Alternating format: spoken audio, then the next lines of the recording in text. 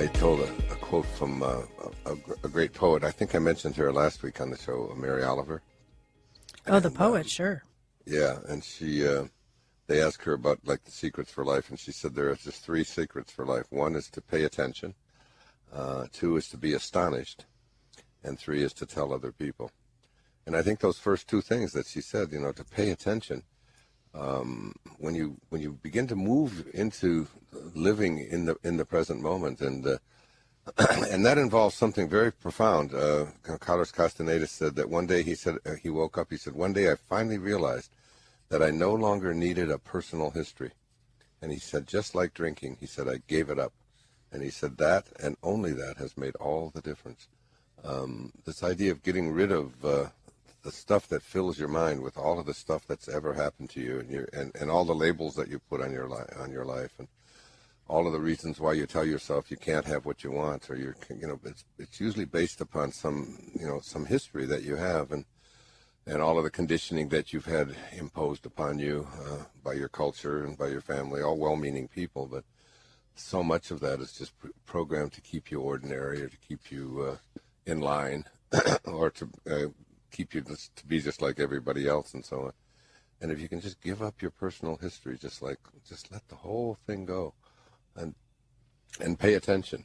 And when I thought about that yesterday, I went for a swim, and which I do every day. But it was after doing this seminar with Eckert, and I noticed that I was more in the moment in that swim than any swim I've done in the last several years. And I swim virtually every single day at sunset for about an hour in the ocean, and I just I was in every stroke, and every time I would look down with the goggles on, like whatever you see, whether you see fish or you see turtles or you just see rocks or trash or whatever it is that you see, it was like it was almost like the transcendence of time, and just getting past it and just really immersing yourself into that present moment. And the second thing, of course, is in addition to paying attention, because as you pay attention, I mean, as I was swimming and I would look up, I've done this same route for years and years on Kaanapali Beach here in Maui. I would look up, and there was a tree, and I noticed there was a tree next to a building there that in probably 10 years of swimming, I've never seen that tree before. And I must have walked by it 10,000 times if I've not walked by it once. But I really never noticed and I just, as I was swimming, I stopped swimming for a moment, and I just became like one with this tree. And it's like it was such a whole new experience. It was really very, very beautiful. And then the other thing is to be astonished, to just stay in that state of being bewildered. Like Rumi said, sell your cleverness and purchase bewilderment. Just to be astonished at every breath you take. Be astonished at who you are, and that you're even alive, that you were ever born, and that you're not this body that you're in, and that you're this invisibleness. And be astonished by the cloud formations, and and the little bugs, and the spiders, and the sand, and virtually everything. And it was really just a great treat to be up there. And I had because Eckert and I do things very, very differently. He's a different kind of a speaker. He's very, very well thought of, and he's certainly very, very popular, and it's done extremely well. And but we do things very different, and I was a little bit concerned about that when we were going on stage together to dialogue together for a couple of hours. But we just let go of all of that, and we really had a very loving embrace up there, and it was just a beautiful, beautiful couple of hours. I was very, very touched by it. Be astonished, pay attention, and then tell others. Share what it is that you are experiencing in your life. Just share it. Don't hold on to it. That's interesting to say, let go of your personal history and let go of your story, because so many of us define ourselves by that or what we've done in the past. Yeah. Sometimes it's hard to let go. And we also not only do that, but we believe that our personal history is the reason why we are doing the things that we're doing, or not doing the things that we're not doing, because of what I've always told the story as a great metaphor of being on the back of a boat, a speedboat, and it's heading up the river at say 30 or 40 knots pretty quickly. And as you're standing on the bow of the boat, looking at the stern rather of the boat, and looking at at what you see back there, you see the wake. And so if you ask yourself, what is the wake? What is that wake? And the wake is just the trail that is left behind. And then if you ask yourself the question, well, what's driving the boat? And what's making the boat go in the direction that it's going? And what's making the boat go in the direction that it's going is the present moment energy that's being generated right now, right in this second. And then the most important question to ask yourself in this little metaphor as you stand there looking at the wake is it possible for the wake to drive the boat? Which so many people think is happening in their life. Is the trail that is left behind is just a trail that is left behind. And it cannot make the boat go forward. That's not what's driving the boat. And it's not what's driving your life. What's driving your life is the present moment energy that you are using right now. But so many people use up the present moment telling themselves, I can't do this because I've never been able to do that, because I'm not good at it, because I don't have enough money, because I don't have the education, because I don't have the support that I want, because the economy is bad. And they use all of this stuff that's in their past. I know when I was reading Castaneda, years ago, he said that you have to be able to check. He was told by his teacher, Don Juan Matus, that you have to check yourself into a motel, the seediest, rattiest motel that there is in Los Angeles, and stay there, and don't come out until it doesn't make any difference to anyone else outside of that room, whether you come out or not. No, that's a great lesson there. It's an exercise. It's like, if you're saying, oh well, my mother will be upset, or my kid, then you still got to stay in there. You got to stay in there till you've forgotten all of that, and when you can just walk out and have no personal history whatsoever. Right. Or what will people think if they see me coming out of this dump? Right. Yeah. Worried about what people are thinking. And I haven't shaved in 2 years, or and whatever. And when you can get past all of that. But I mean, that's extreme. But the whole idea is that so many people, especially in doing this radio show for 5 or 6 years, think that they can't do the things that they would like to do and can't make their life work at the level they'd like to have it work because of all of the things that are in the wake. And then they believe that the wake is driving the boat, but it's a complete illusion. The wake and the trail behind you doesn't drive anything. It's just something that you can observe and notice and let go of. That's great. Anyway, I like that. That's a good lesson for today. Yeah, Eckhart speaks a lot about the now, about the present.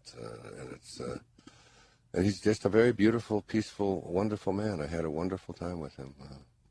Did a lot of joking about that list that's out there on the internet, that Watkins list, the 100 most spiritually influential people alive.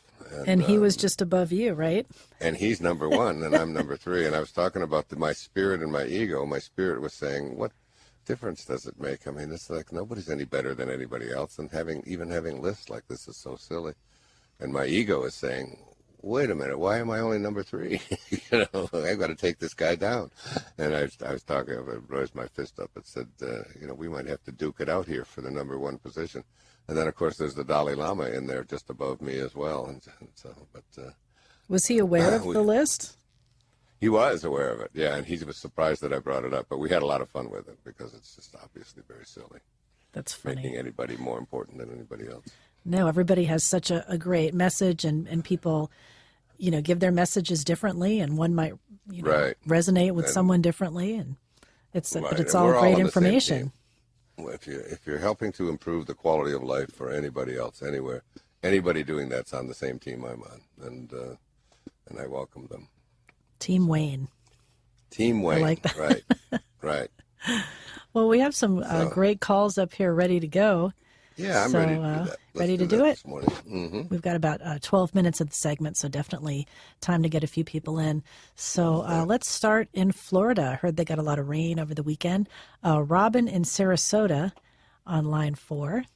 And Robin, hi, Dr. Dyer. Welcome to the show. Thank you. Hi, Robin. Hi. You are the person to ask because with all of your children, I've thought about you a lot during this past year and how would you handle this. And my daughter has a habit of partnering with way underachievers. She's a very bright, attractive, well-educated, accomplished woman, and she seems to keep every time she goes to a different relationship, and she hasn't had too many, but she's had 3, and each time it makes the one before look like an overachiever.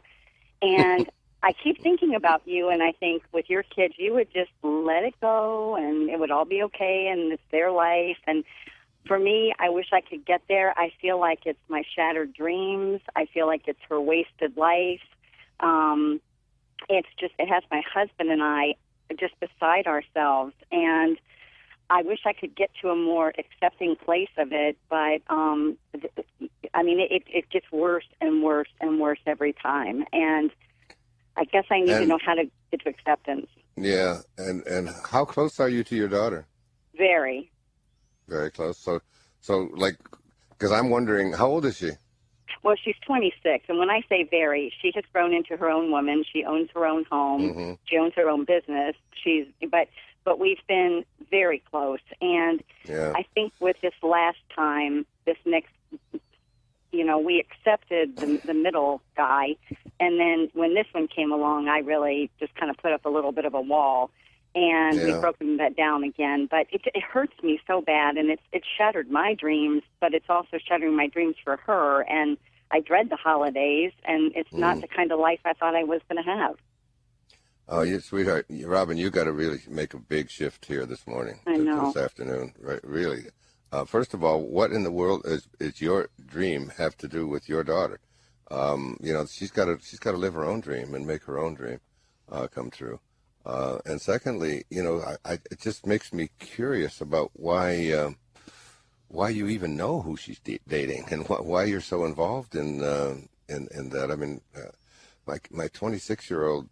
I have a 26-year-old daughter. I have a daughter every age, so it's like, but the idea that I somehow would allow my happiness or my dream or my fulfillment or who I am as a man and as a person, and I mean, I've just got so miles to go before I sleep and promises to keep. I mean, to quote the poet, My life is so complete and so full, and my plate just overflows, and there's so much that I'm involved in my life that my children, your children are not your children. They're the products of life's longing for itself. They come through you, but not for you. I mean, that's from Khalil Gibran. I'm sure you've heard me say it before. Yeah. The idea of you letting your happiness be dependent upon who your daughter dates or doesn't date, you have to really look at why aren't you fulfilling your own dharma, and what is it that you've got to do and your husband has to do that you're not doing, number one. And that's, and I don't want to give you a lecture on this, but right. I want to see you, change around your level of happiness. Number two is there's a very important book written many, many years ago. It's called Smart Women, Foolish Choices. And what you are describing here is a very, very common thing. That there are a lot of women who have this built-in sort of need to. It's almost like a maternal thing, and they get involved. They get themselves involved with men who usually are not at their intellectual level and emotional level. Many women that I know in this field, highly functioning women. I'm not going to mention their names, but there's 5 or 6 that come to mind right now, who have been married to or involved with men who just didn't work and took advantage of them and got supported by them and ended up getting divorced and taking half of what they had. And I mean, these are very accomplished women that you would be surprised if you knew what their personal histories are. And so often it just revolves around this, like, I'm going to fix this guy, or that they're attracted to something in a man that they don't have in themselves. I mean, they're responsible, they're attractive, they're smart, and they're filling in the blanks of their life with things that they are not, with opposites. They say that opposites attract. So yeah, you're absolutely right. I would not, unless this was somebody who was really doing damage, and was really, physically abusing one of my children. But my children have never picked people like that. No, and theater. Yeah, I'm independent of that, and you know what? I would try to find God in this guy with the holidays coming up. I would try to suspend all of my judgment towards this man. And I would, I would welcome him. I would look for the God that's inside him and each and every one of us, and not come at it from a place of I'm superior to you, my daughter is superior to you. You don't really belong here in this place. If she loves him and cares about him, she's got her own. She's got the anchor of the universe located in her, and what. I still, even when I hear you talking about this, I just wonder how different it might be if you just didn't react the way that you're reacting. If you didn't get yourself so upset over it, and you just how different it would be for me or for her, or for you, for you, yeah, and maybe even for her,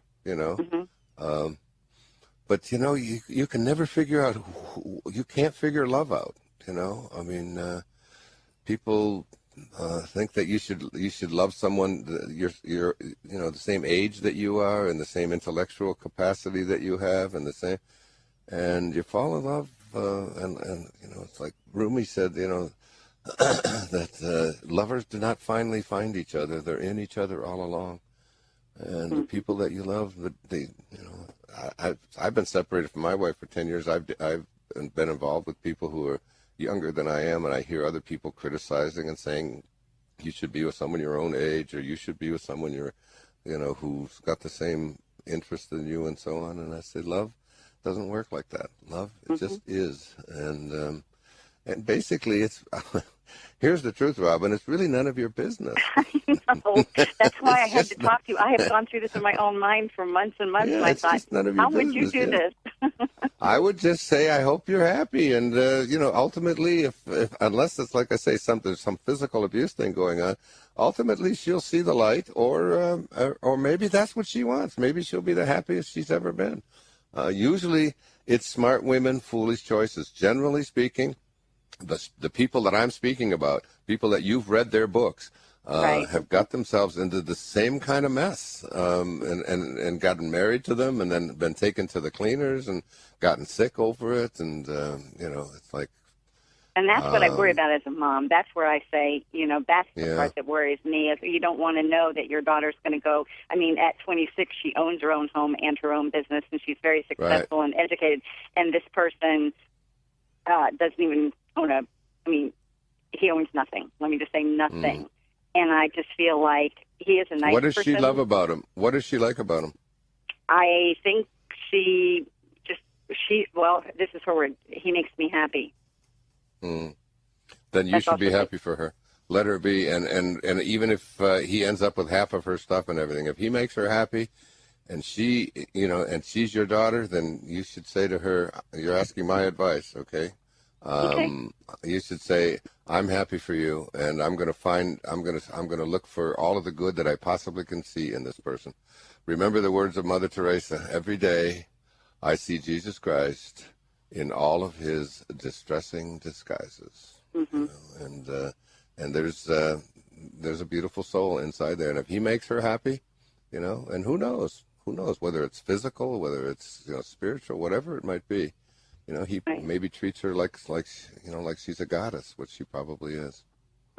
Let it go, sweetheart. Let it go. Okay. Get on with your own life. What is it that you're not doing, Robin? That's what I want to know. You're a young woman maybe yourself. That's it. Now that my kids are grown, maybe that's what I need to do is just find that thing for me. Yeah. But I was ready for the next chapter. How old are you? 58. 58. Oh, my goodness. You're just getting started. I'm 71. I am so busy at this time in my life that who my daughters are going out with is of such a small priority in my life that, it's like I tell them, work it out. You'll figure it out, If you're going out with a jerk, ultimately you'll discover that. Let it go.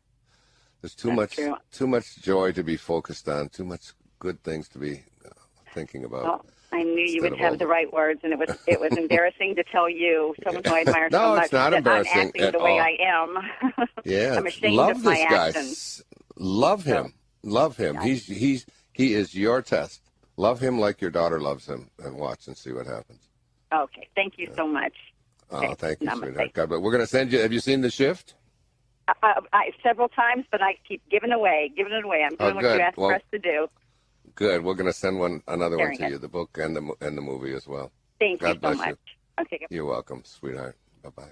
That's great advice. I mean, you can tell she loves her daughter so Yeah. much, and she means well, but I mean, I'm sure my parents didn't like any of the guys I dated, Yeah. and they I actually never had that luckily, though. All of the guys that my children have dated, and some of them have come in and then they've left, and some of them have been jerks to them. I mean, they're not jerks in life, but I mean, they haven't treated them as well. They figure it out. They go through their crying things, and then they move on to someone else. And if your life is full and focused and so on, you don't have time to be concerned or upset about what somebody else is